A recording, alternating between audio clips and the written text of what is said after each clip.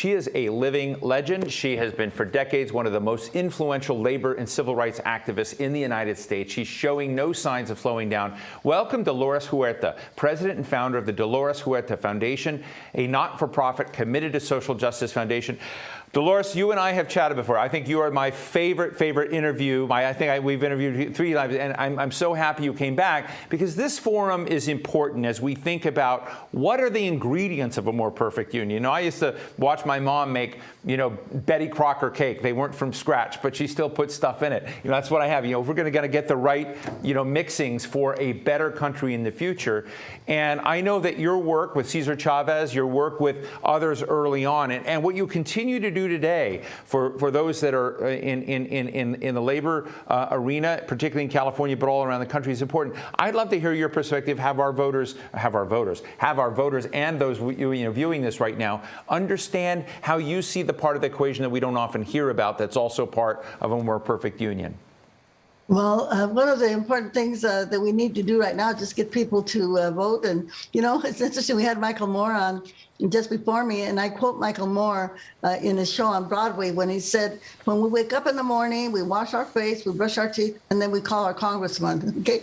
And I have been quoting Michael in all of the Zoom events that I've been doing because that's exactly what we need. We need more participation at the grassroots level for people to get engaged, politically engaged, to make sure that we are electing the right people to Congress and to our school boards, et cetera, but also to stay on top of them to make sure that they vote the right way. As we know right now, what's happening in the U.S. Senate right now, we're also concerned because so much of what we need, the Build Back America Act, the John Lewis Voter Act, the PRO Act for labor unions, Equal Rights Amendment for women, and these are all things that are right now in the U.S. Senate, and we're all biting our nails right now to hoping that Kristen Sinema and Joe Manchin get on board, and that they will vote for the Build Back Better America Act and all of these important laws that are pending right now. But I kind of want to follow up on your discussion with Michael more about Social Security. The census just showed that the Hispanics now we're the largest minority in the country, and here in the Central Valley of California, where I am at, Kevin McCarthy's district, by the way, that Hispanics are now the majority, and we find this also in Texas, where if not the majority, very close to the majority. And when we think about our Social Security system, the average age of the Anglo population is up in the 50s. And when we think of the average age of the Hispanic population, is probably in the teens or the early 20s. And maybe even less than that. And so when we think about who's going to be paying into the Social Security system, we have a lot of our Anglo population is aging out. It's got to be the people of the Hispanic population. But at the same time, we see that we are not having an equitable education for a lot of the Hispanic population. I think there's only 2% of all of the teachers in the United States that are bilingual, and we are not getting a quality and equitable education for the young Hispanic youth. Well, they're going to have good jobs and good careers so that they can pay more money into the Social Security system. And I think that just really shows how, as a nation, that we all have to depend on each other in order to be able to create this more perfect union that we're all talking about and that we want. And at the same time, when we look at you talked about the Department of Defense, but then we have to look at the prison population, the mass incarcerations that we have. And again, we see that there are a large number, the majority of the people in our prison population are young men of color and young women of color. And so we can see where this imbalance is. And then we talk about our tax dollars here in the Central Valley of California. With the 5th largest economy in the world, we have in the Central Valley 22 prisons that have been built, 22 prisons and only 1 university. And when we think about the critical stage that we are right now in our country, with everything that has happened with the insurrection, George Floyd murder, et cetera, et cetera, et cetera, that we know that we are coming to a reawakening. and a reckoning of what's happened in the past, and that we have to do something to heal our nation. And the one way, sure way that we know that we can do this is through education. And yet we do not see the money coming into our educational systems.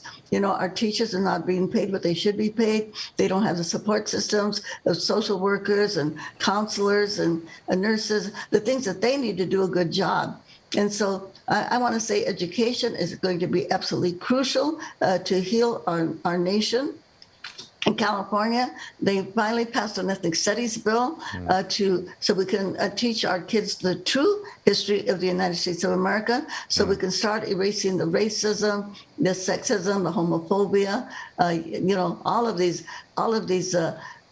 all of these isms that we have in our country that we have to get rid of. Right. The healing that needs to happen, and it's got to happen through education. All right, Dolores, I mean, I'm going to keep this tape that of our discussion forever, because you just kind of drew a line between a lot of dimensions of the social contract and what the future of America is. And the one I don't think you mentioned, but you actually did it last week, I think, was we have now the big UN climate change conference coming up, and you just hosted Jennifer Granholm, the Secretary of Energy, in a meeting with a lot of Dolores Huerta's followers and gatherers. And I'd just love to get your sense of the climate challenge and how you're also connecting the community that you've been advocating for to that question. And what's the bridge there?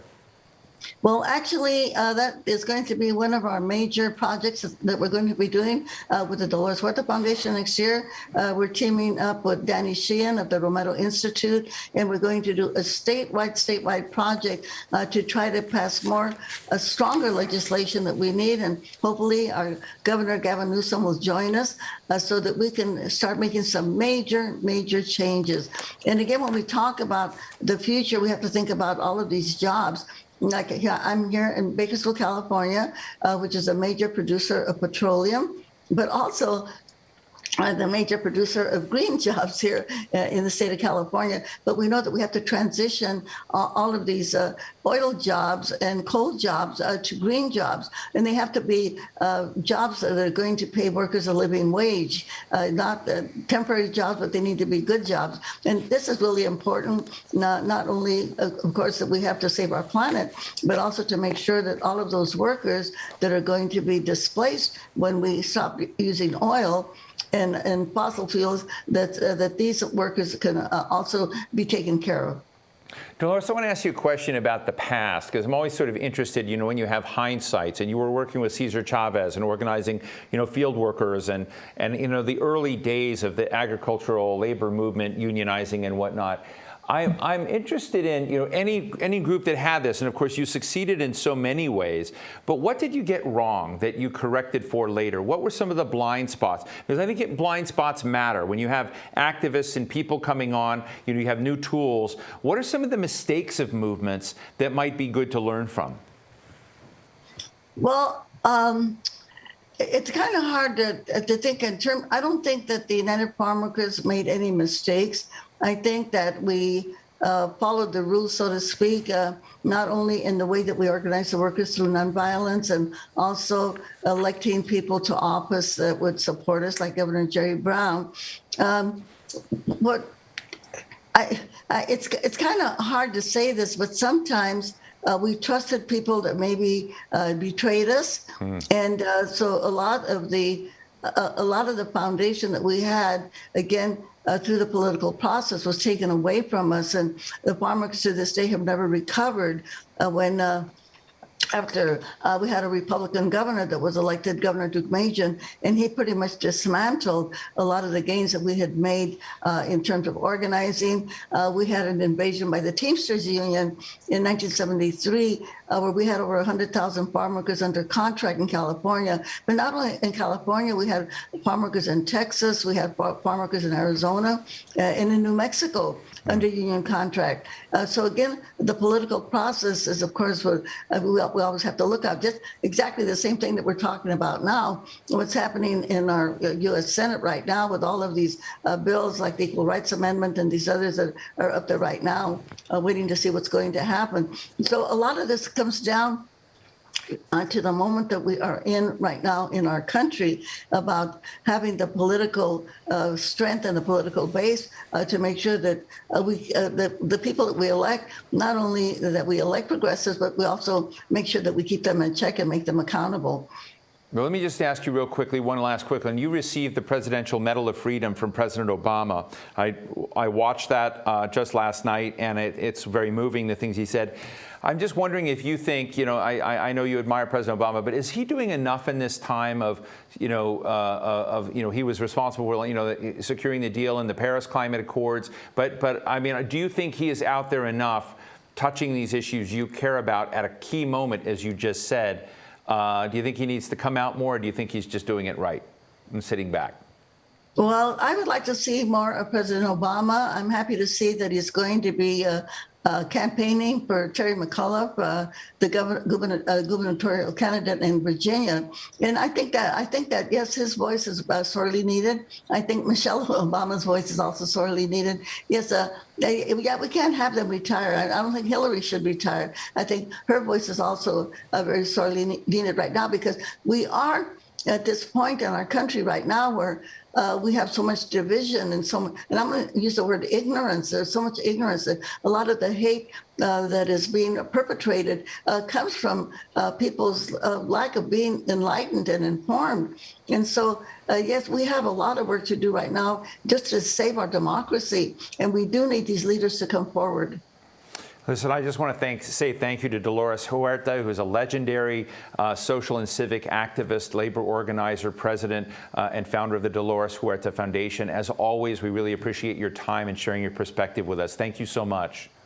Well, thank you very much for having me. Thank you.